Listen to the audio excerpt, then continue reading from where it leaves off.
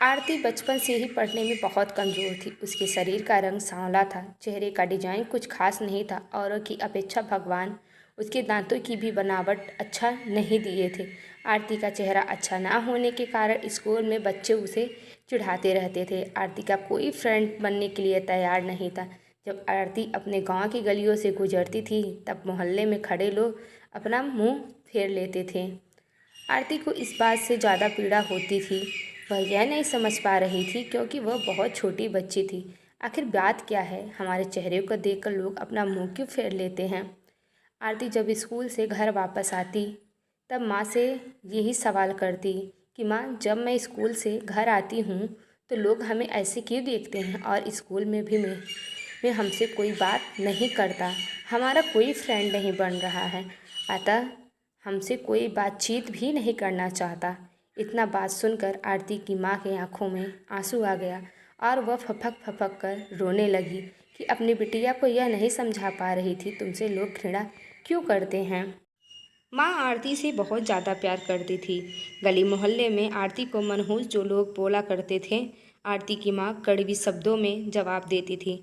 आरती के माँ अपने कलेजे के टुकड़े को हर वक्त अपने साथ में रहती थी और जो भी उसे बोलता था उसके बदले में जवाब देती। आरती धीरे धीरे अपनी पूरी उम्र जीने की एक आदत बना ली और जो लोग बोल रहे थे उसे पीछे कुछ और सुनने के लिए तैयार नहीं रहती थी। बस अपने काम से मतलब रखती थी, पढ़ाई करती थी और वापस घर लौट आती थी। धीरे धीरे आरती बड़ी होती चली गई। उसका उम्र शादी के लायक हो गया।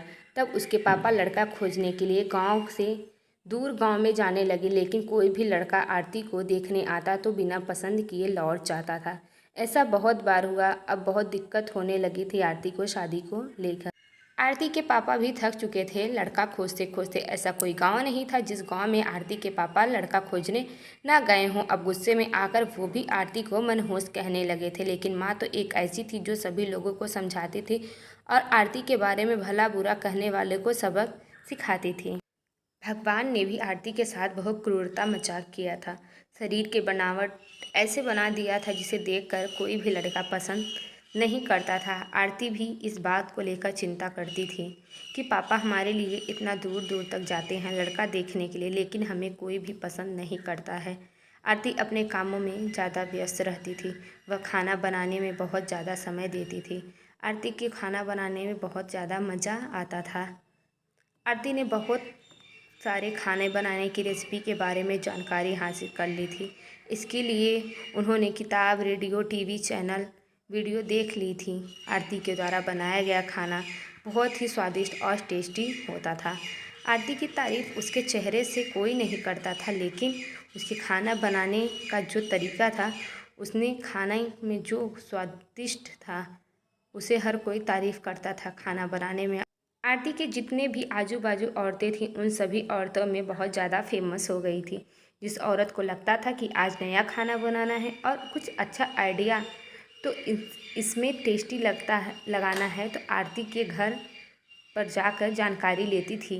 बहुत सारे औरतें ये भी सोचती थी कि आरती के द्वारा बनाए गए खाने को हम भी सीख लें, लेकिन यह उन सभी के बस की बात नहीं थी। आरती के हाथ में ऐसा टाइमिंग जादू था जो आरती के एक कला को कोई सीख नहीं पाया। आरती का जीवन और उसका लाइफ चक्र उतार चढ़ाव में कट रहा था। माता पिता और रिश्तेदार बहुत कोशिश कर रहे थे कि आरती की कहीं न कहीं शादी हो जाए।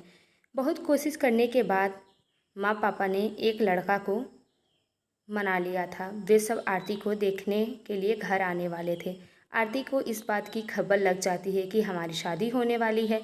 आरती दुखी हो जाती है और गुस्सा करने लगती है और आरती रोती हुई कहने लगती है कि आप सब इतने सारे लड़के को देखने के लिए बुलाए, लेकिन हमें कोई लड़का पसंद नहीं किया और जो भी आता है मजाक बनाकर चला जाता है।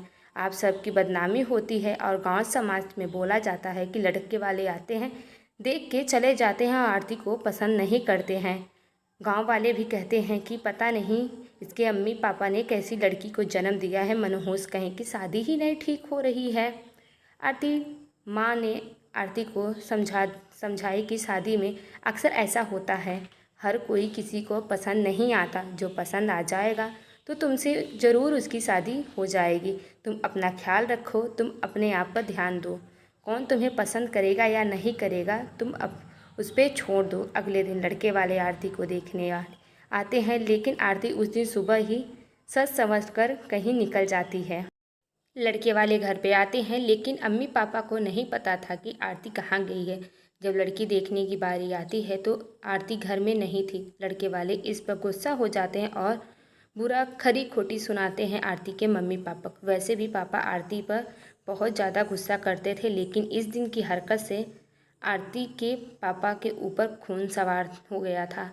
आरती ने अपने पापा को गुस्से में पागल कर दिया था। उस दिन आरती के पापा ने उसके मम्मी को सारा गुस्सा उतारा। आरती के पापा ने उसकी मम्मी को बहुत बुरा भला कहा, यह सब तुम्हारी सिर पर चढ़ाने का नतीजा है। तुम्हारी ही वजह से आज आरती ऐसी हरकत कर रही है। अब शाम का वक्त होने वाला था। आरती घर लौट चुकी थी। आरती के चेहरे पर बहुत ज़्यादा खुशी थी और उसके हाथों में एक चेक था। आरती कोई एक सर्टिफिकेट लेकर आई थी। आरती ने अपने उपलब्धि के बारे में अपनी मम्मी को कुछ बोलने वाली ही थी। इसी बीच आरती की मम्मी ने उसे खरी खोटी सुनाना शुरू कर दिया। उसकी मम्मी ने आरती को इतना खरी खोटी सुनाया कि आरती सपने में भी नहीं सोच सकती थी पाती मम्मी आज हमें इतना बुरा भला बोलेंगी। इससे पहले आरती की माँ ने एक बात बोली आरती से कि बाकी सब लोग सही कहते हैं कि तुम सच में मनहूस हो। आज तुम्हारी वजह से सब कोई परेशान है। अच्छा तो होता कि तुम पैदा होते ही मर जाती। आज यह दिन तो नहीं देखना पड़ता। गांव घर में मेरा सिर नहीं उठ पा रहा है। आरती इस वाक्य को सुनकर अवाक थी। वह कुछ बोल नहीं पा रही थी, क्योंकि जब आरती बोलने की कोशिश कर रही थी उसकी मम्मी की शब्दें उसकी आवाज़ दबा जाती थी। आरती चुपचाप निठुर भाव से खड़ी थी।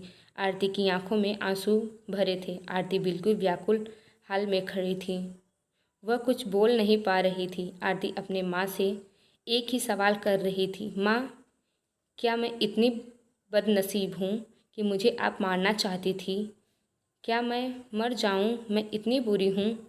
आप मुझे मारना चाहती थी? मैं ऐसे क्या गलती कर दी हूँ? आरती के द्वारा बोला गया एक भी बात का असर उसके मम्मी पर नहीं था। आरती की मम्मी काम कर रही थी और गुस्से में आरती के ऊपर से अनेकों बात का प्रहार कर रही थी। आरती निठुर भाव में अपनी मम्मी की ओर देख रही थी और उनकी बातों को सुन रही थी। आंखों में आंसू बह रहे थे, लेकिन आरती चुपचाप खड़ी थी। आरती एक ही सवाल कर रही थी, माँ, क्या आप मुझे मारना चाहती हो? गुस्से में मम्मी ने भी बोल दिया, हाँ। आरती बिना एक पल बिताए भी सीधे अपने कमरे में जाकर दरवाज़ा बंद कर लेती है। 1-2 मिनट के बाद मम्मी का गुस्सा शांत हो जाता है। तब आरती की मम्मी को लगता है गलत का एहसास होता है।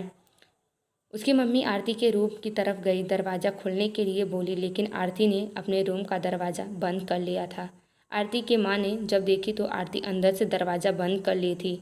आरती के माँ सोची कि कोई गलत कदम न उठा ले, इसलिए आरती की मम्मी ने उसके पापा के पास कॉल लगाकर तुरंत घर बुला लिया। दोनों ने दरवाजे खोलने के लिए काफ़ी कोशिश की, लेकिन आरती दरवाज़ा नहीं खोली। समय बीतने के बाद आरती के पापा अब एहसास हो गया कि आरती कुछ गलत कर रही है। आरती के पापा ने तुरंत दरवाजे को तोड़ दिया।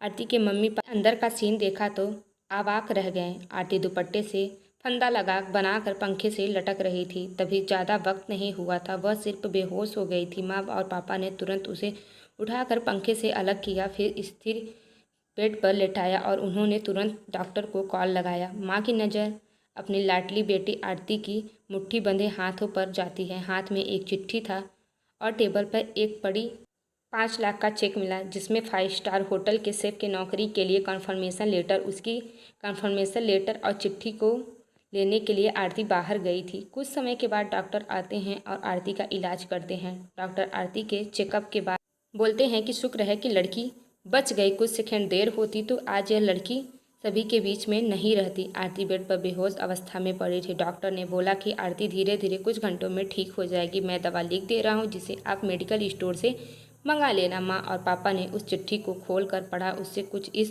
प्रकार से लिखा था, मम्मी और पापा, मैं जानती हूँ कि मैं जन्म से लेकर आज तक ऐसा कोई कार्य नहीं की हूँ जिससे आप लोगों को गर्व महसूस हो, लेकिन मैं आपसे बताना चाहती हूँ कि मैं खाना पकाने में नेशनल लेवल कंपटीशन में जीत चुकी हूँ। इसमें मुझे 5 लाख का चेक का प्रथम स्थान मिला है। मेरे द्वारा बनाया गया खाना ऑर्गेनाइजेशन को इतना पसंद आया कि वह मुझे बड़े होटल में शेफ़ के लिए नौकरी के लिए कंफर्मेशन भी दे दिया है।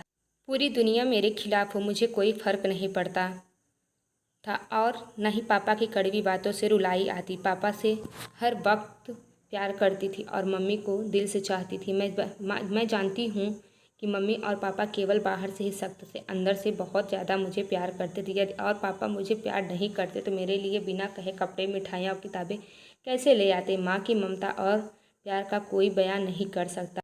माँ मेरी चाहत और दुनिया थी। पापा का प्यार मुझ पर बहुत सताएगा। अब मैं इस दुनिया को अलविदा करके जा रही हूँ। मेरी माँ, मेरे पापा इस दुनिया के सबसे खूबसूरत है। मैं चाहती हूँ कि आपने कभी न कभी भगवान से ज़रूर ये प्रार्थना की होगी कि अगले जन्म में ऐसी औलाद मत दीजिएगा कि लेकिन मैं भी भगवान से प्रार्थना करती हूँ कि अगले जन्म में क्या 7 जन्मों तक हमें ऐसे ही मम्मी पापा मिले। और आज यही प्रार्थना कर रही हूँ। मैं उस भगवान के पास जा रही हूँ जिसे आप लोग बहुत पहले हमें भेजना चाहते थे। चिट्ठी में बहुत ढेर सारी इमोशनल बातें लिखी थी जिसे पढ़कर आरती के मम्मी पापा के पांव तले ज़मीन खिसक गई। आरती की मम्मी पापा बहुत पछतावा कर रहे थे और उसकी आंखों में आंसू बहुत ज़्यादा गिर रहे थे। आरती बेड पर पड़ी हुई थी। उसकी माँ उसके सिर पर हाथ फेर कर रो रही थी और पापा को भी बर्दाश्त नहीं हो रहा था। वो भी आरती के लिए चिल्ला चिल्ला कर रो रहे थे। आरती की इस कहानी से हमें यह शिक्षा मिलती है कि कभी भी दूसरों के बारे में गलत कमेंट नहीं करना चाहिए।